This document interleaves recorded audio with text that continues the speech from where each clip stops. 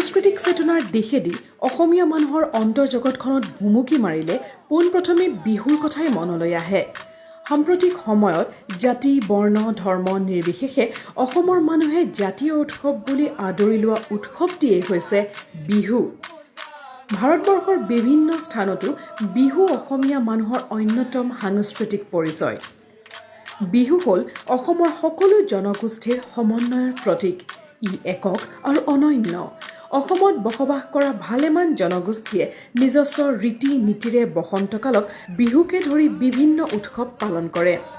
আজি আমি আপোনালোকক বৃহত্তৰ মটক জনগোষ্ঠীয়ে পালন কৰা বিহুটিৰ বিষয়ে কিছু কথা জনাবলৈ বিচাৰিছোঁ।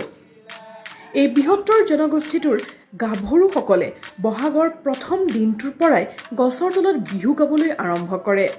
13, 15 আৰু 21 দিনীয়াকৈ বৰ্তমানেও এই জনগোষ্ঠীটোৱে বিজুৰীয়াকৈ গছৰ তলত বিহু উদযাপন কৰে। প্ৰথম বহাগৰ পৰা 13, 15 অথবা 17 দিনলৈকে গাঁৱৰ বসতিস্থলৰ পৰা কিছু আঁতৰৰ মুকলি পথাৰত নিৰ্ধাৰিত বৰগছ, আহঁত গছ বা আম গছৰ তলত এটা ওখ সাফলুৰ ওপৰত উঠি গাভৰুসকলে নাচ গীতেৰে মতলীয়া হৈ বিহু মাৰে। মটক গাভৰুৰ গছৰ তলৰ বিহুৰ প্ৰধান বাদ্য হৈছে বাঁহৰ টকা।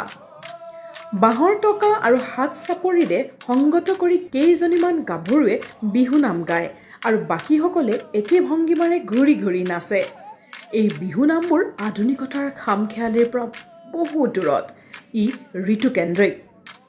মটকৰ শৰণীয়া আৰু বোৱাৰীয়ে গছৰ তলত বিহু মৰাৰ নিয়ম নাই। গছৰ তলত বিহু সামৰণিৰ দিনা ডেকাসকল থাকে। মঙলবাৰ আৰু শনিবাৰৰ দিন দুটাত বিহুৰ সামৰণি মৰা নহয়।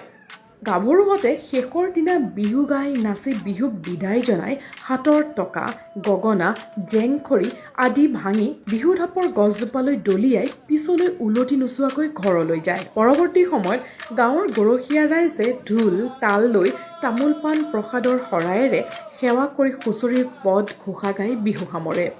আধুনিকতাৰ পৰশ পৰিলেও বৰ্তমান সময়তো এই জনগোষ্ঠীৰ লোকসকলে তেওঁলোকৰ এই দুৰ্লভ সংস্কৃতিটোক বৰ্তাই ৰখাৰ ক্ষেত্ৰত হাড়ে হিমজোৰে চেষ্টা কৰিছে। আমাৰ ৰাজ্যত বিহুৰ প্ৰাকখনত বহু পৰ্যটকৰ আগমন ঘটা পৰিলক্ষিত হয়। বিহু আমাৰ স্বাভিমানৰ প্ৰতীক।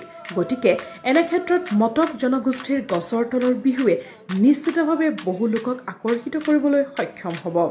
বিচিত্ৰতাৰ মাজত একতা সনা মটক জনগোষ্ঠীৰ এই গছৰ তলৰ বিহু হৈ উঠক পৰ্যটকৰ আকৰ্ষণৰ কেন্দ্ৰবিন্দু।